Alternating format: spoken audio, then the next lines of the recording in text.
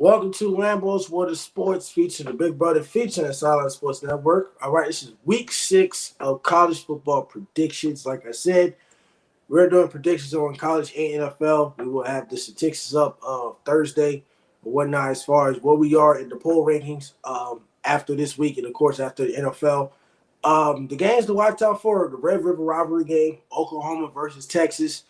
That's always a good rivalry, and it goes back a long history. Both teams are undefeated for the first time in a while. And another game you want to watch out for is Nick Saban versus Jimbo Fisher. The former assistant Jimbo Fisher has beaten them in the past in Texas A&M 1 year. In Kyle Field, this game was played in Kyle Field. So both of these teams, Alabama coming off a dominant win against Mississippi State, and then Texas A&M coming off a win as well. That's a great one to watch. But we're going to start with this Oklahoma and Texas thing. Now, Texas has beaten Oklahoma over the past 2 seasons. Not only beat them, destroyed them. Now, last year's game, I think, was 49-0 or something like that. I mean, it was pretty bad. I mean, Oklahoma didn't even score. That's how bad it is. Now, we talk about Quinn Ewers. This is competition. He'll play well. Oklahoma has their quarterback. He's a former, UCF transfer. Dylan Gabriel. That's the guy. He was injured, I think, last year. He didn't really play too much last year. But, I mean, only has 16 touchdowns and 2 interceptions so far, or 15 and 2. Who's the better quarterback in this situation? I'm confident in taking Texas to win. Oklahoma's a great team, but they hadn't beat Texas in 2 years. So I don't think they're going to beat them this year unless Brent Venables comes up with a great game plan to stop Texas offense, which I don't think nobody has here. We're not live. Oh, we're not? This says we are. It says 2 minutes, 11 seconds. It's probably a glitch. But, yeah, in this game, I'm going to take Texas to win this game. Now, Texas will win this game, let's say 28. No, you're good. So, Texas will win this game. It'll be a high-scoring game. I think it will be 42. No, it'll be about 45-24. Damn, blowout. Yeah, I'm rolling with Texas as well. I don't know if it's going to be that wide of a margin, just because of how insane Gabriel's been playing this year at the quarterback position for Oklahoma. I mean, he's honestly, he's playing his best football right now, no doubt. So I think that they'll be competitive. The run game of Oklahoma has been pretty competitive as well. They've got, 2 guys that they use more than others. But, they've got a third guy they stick in there sometimes as well. But as a team, they're running at 4 yards a carry.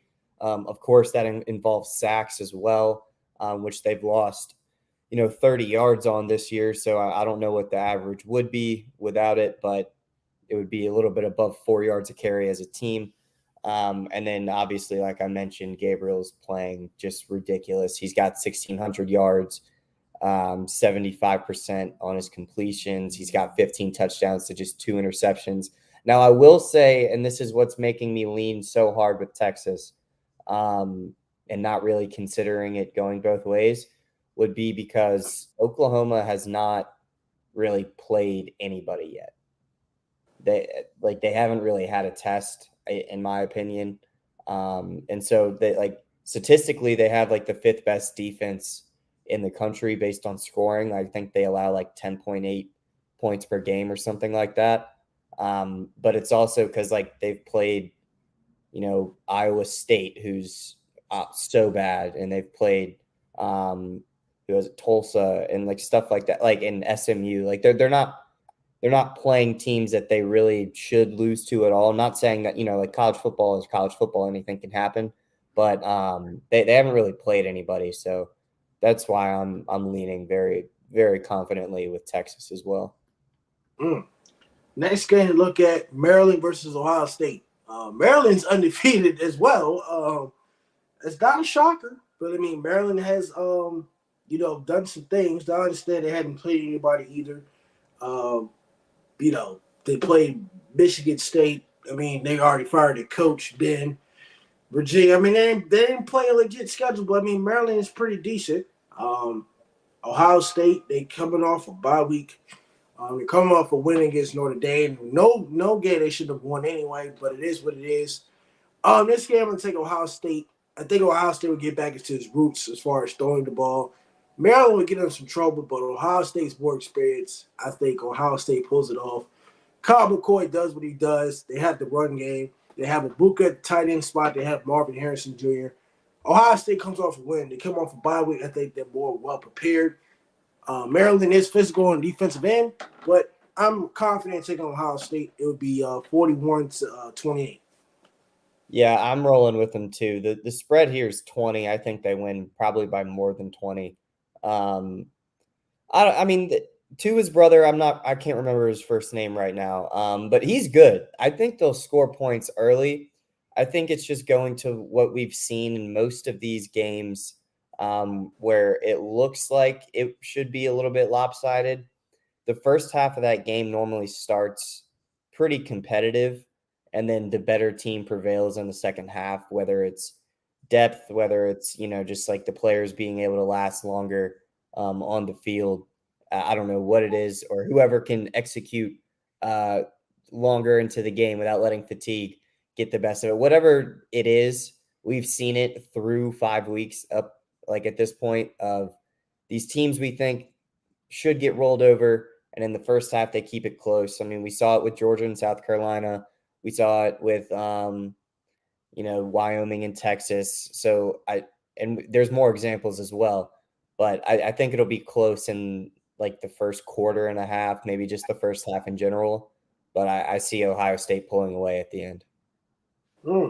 Next game, LSU versus Missouri. Missouri is 5-0. LSU is 3-2. Now Missouri has upset Kansas State, a game that I put a bet on early in the season. They beat Vanderbilt. Memphis is a pretty good team. They beat some 3 quality teams, except the first 2. Of course, everybody's first 2 games isn't all that legit. LSU, their defense is bad. I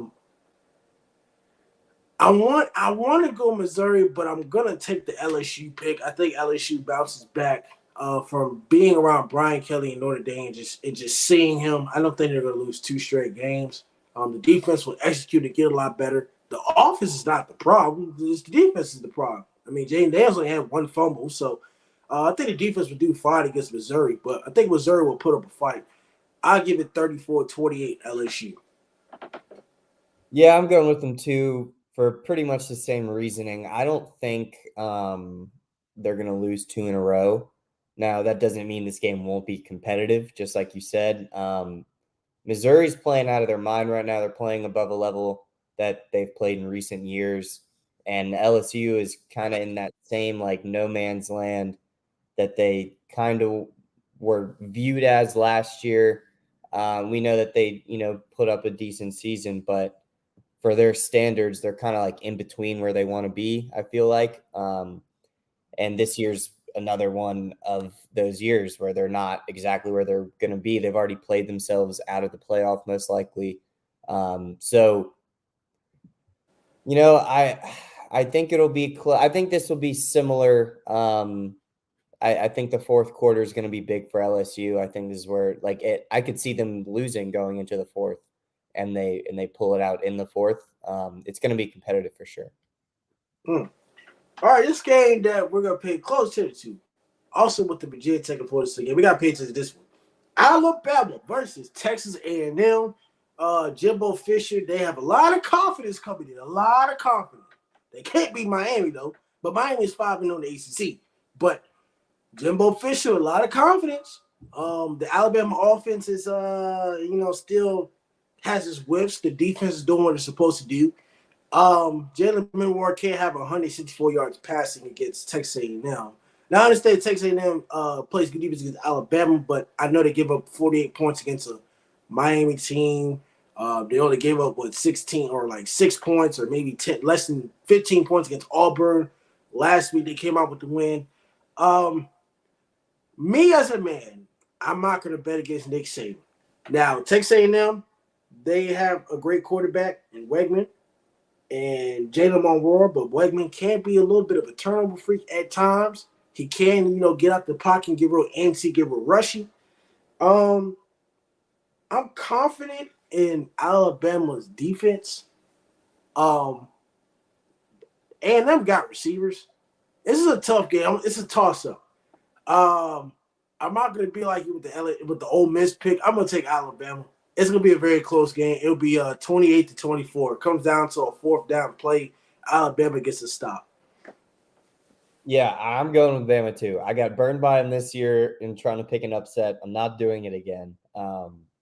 I'm just not. I'm just not, especially not against one of his former coaches underneath Saban. Like I can't do it. I can't do it. So yeah, I'll go Bama as well. I'm really, really trustful in their defense. They just have looked so great all year. And games, like that their offense couldn't pick it up for them. The defense would hold it down until the offense could get it clicking. Obviously, besides the Texas game, we know how that was. But yeah, I don't see a Texas A&M defense that allowed so many yards and points against Miami. And, Miami's playing like above expectations. So credit to them. But this is Alabama. This is a different beast that you're playing with here. And I think this is going to be a pretty big opportunity for the QB to set things straight with Bama, because he's got a pretty short leash, I would imagine, after his struggles so far this year. All right, the thing we can talk about more: Virginia Tech versus Florida State. Virginia Tech goes at Florida State. They go to Tallahassee, Florida. This is very tough. They're going against Jordan Travis. Jordan Travis, baby. I mean, he's on a dime. They're going against Trey Benson. They're going against Johnny Wilson. They got the receiver Cook out of Michigan State.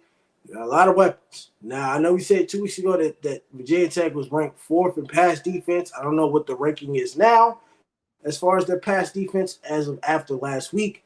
But this is not Pittsburgh. This is not Marshall. This is Florida State, a Florida State team that beat Clemson.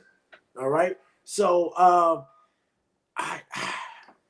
for the rankings, in my heart, I want Virginia Tech to win, but I don't think they have any damn chance of beating Florida State. So I'm going to take Florida State.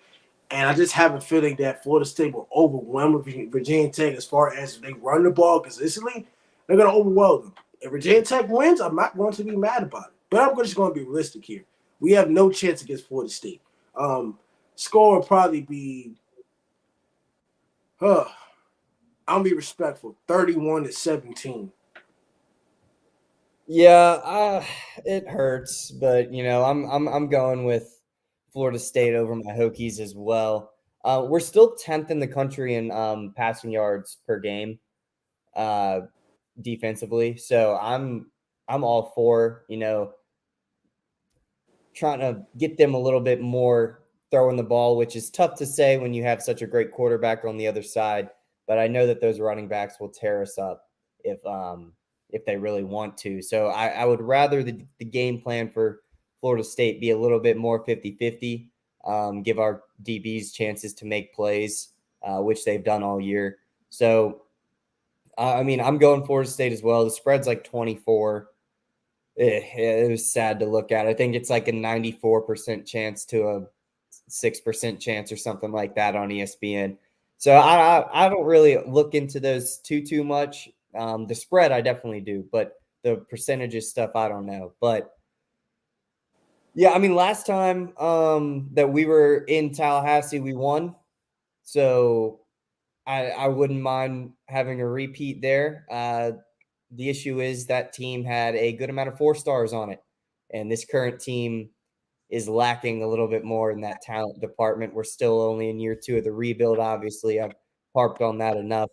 But if we can have the 2 ACC players of the week in their position, in Kyron Jones and Bashal Tootin, come out and play well, and just at least keep us within a couple possessions, if we can keep it to like a 10-point game to a little bit later, who knows? Who knows? But yeah, I'm going to be a little bit more realistic here and I'm definitely taking Florida State over my Virginia Tech Hokies, but it's okay. Is the ODU wide receiver transfer, is he gonna play or is he still out? As of right now, he's still out, which is very Damn. unfortunate. But like as we've seen, we've got a lot of depth at the wide receiver position. So I mean, obviously him on the field makes us better. It gives another very top ACC tier wide receiver. I don't want to say college football, but ACC wise, he's definitely a top wide receiver. So it'll be nice to finally have him back whenever he does come back. But we're pretty loaded in the wide receiver room. Like we've got depth, everyone can produce. So having him back would be awesome. I don't think it's going to be this week. We'll have to see, but yeah, I'm with you. I'm being realistic. I'm taking Florida State. All right, next game, Syracuse versus UNC. It's a 3:30 game as well. UNC is coming off a bye week. Syracuse coming off a bad loss against Clemson at home. Both of these quarterbacks are good. Syracuse has been, efficient, but it's hard for me to really pick them. This game, I am more confident in taking UNC and Drake May.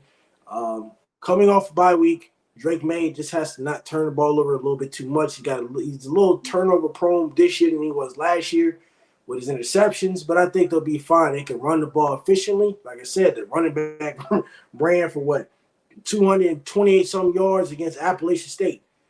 So they did what they're supposed to do. I'm confident in taking UNC. I think it'll be a close game. I don't think Syracuse will get blown out again. I'll give them 38-34. Syracuse will be competitive.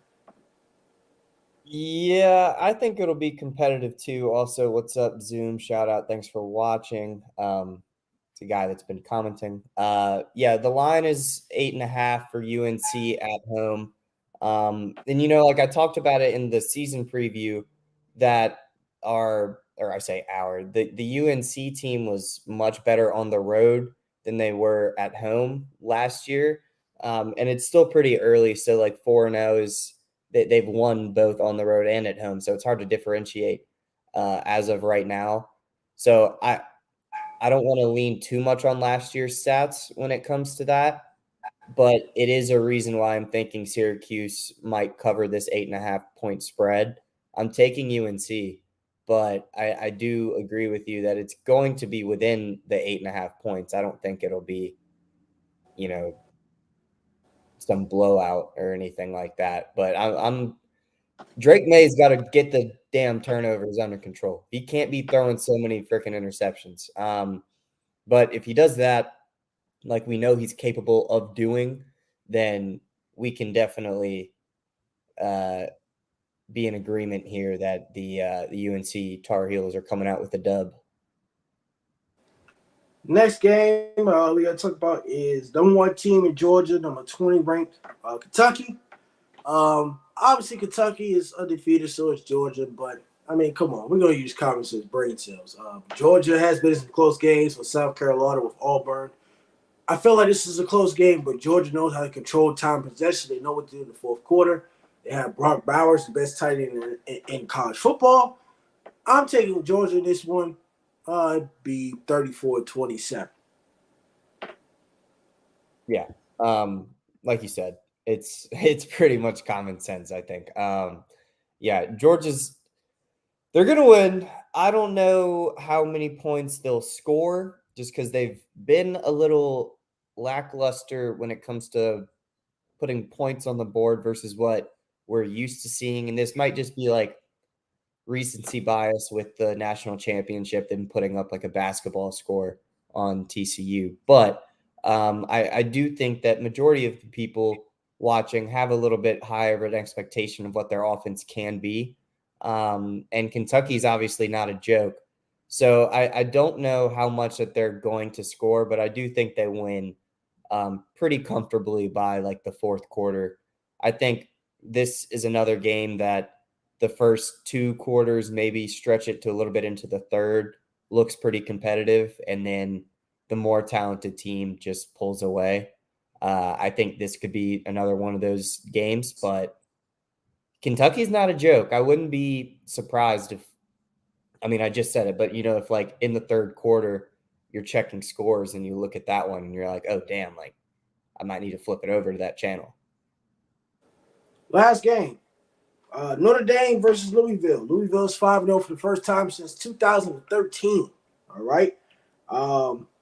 Notre Dame came off a tough win against Duke. This is another road game, and they play the ACC teams, another road game. The offense struggled. They found ways to win. I'm going to take Notre Dame, but I don't know what the score is going to be at this point because I didn't know what the score of Duke was either. I don't know if I even said a score. I didn't remember what the score was. I don't know how much Notre Dame is going to score. I'm confident in their defense, but when it comes to their offense, it starts off fast. They're up 13-0 against Duke and then blew a 13-point lead, so I'm not sure if they're going to throw it. Sam Hartman has not had a turnover yet. Fumble. Fumble, but I hate the jinx. He might throw some type of turnover or interception in this game. I think Louisville has very surprised a lot of people. They've been a quiet team. So I'm going to take Notre Dame. I just don't know what the hell the score is going to be. Sam Hartman has to step up as far as throwing touchdowns. Audrey Esme has to be involved in the run game. And we have to use our tight end. Keep consistent, but Chris Tyree, every other receiver got to get open. We can't just rely on our tight end to win the damn game. That can't happen against Louisville. So Notre Dame's going to win, obviously, but I still have my concerns. Is you have to beat these teams in order to make the college football playoff, and this is one of these teams. Yeah, I mean, obviously they're going to have to win out the rest of the year. My thing is frozen. Can you still hear me? Yes.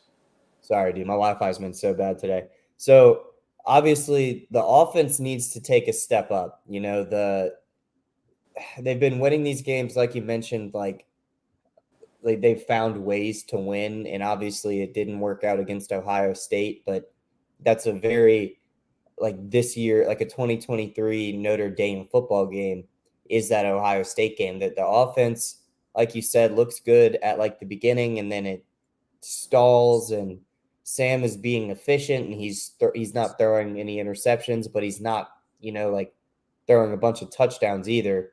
So I'm not completely sure. Yeah, my screen is bugging out right now. Can you see me at all? No. You keep talking. Can you hear me? Yes. All right, then we're good. Don't need to see my ugly face. So they just need to get the damn offense rolling.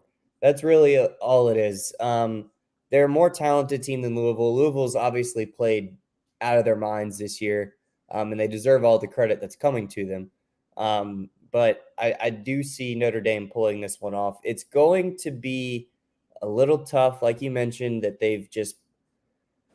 they're not getting Estime as involved as he was in the early parts of the season. Obviously, it's still the early part of the season, but you know what I mean? Like those earlier games, he was getting a lot more touches, and he hasn't been recently in the last game and a half.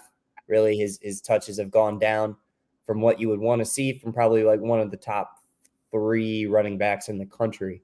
So it doesn't make too much sense to me what they're doing over there, but as long as they can, rely on him a little bit more, and, Sam's not going to be inefficient or anything. So at the end of the day, I think Notre Dame pulls it out, but they got to get that offense rolling. All right. Well, this is all the recap of college football. This is it for Lambo Sports, featuring Solid Sports Network. Featuring Big Brother. Tomorrow is the recruiting videos. All right. Tomorrow we'll go over Ohio State and Notre Dame. As far as recruiting videos, a slight Wednesday, slight easy work. We'll give you recruiting updates tomorrow. And of course, Thursday is all NFL recaps. Also, the Bears and Commanders will be playing, but we're not gonna preview that because I think it's gonna be a pretty boring game. Somebody texted me, said they're gonna sell those tickets. So I don't think the Bears and Commanders game, it might be something to watch, but I don't think it'll be entertaining. The game wasn't entertaining last year as well. So, I'm not previewing that game. But that's things that's coming up next tomorrow's recruiting videos. We'll talk about Ohio State and Notre Dame. And then, We'll come back for more. But it's Lambo's World of Sports. We will catch you tomorrow for a recruiting video, Recruiting Wednesday, Ohio State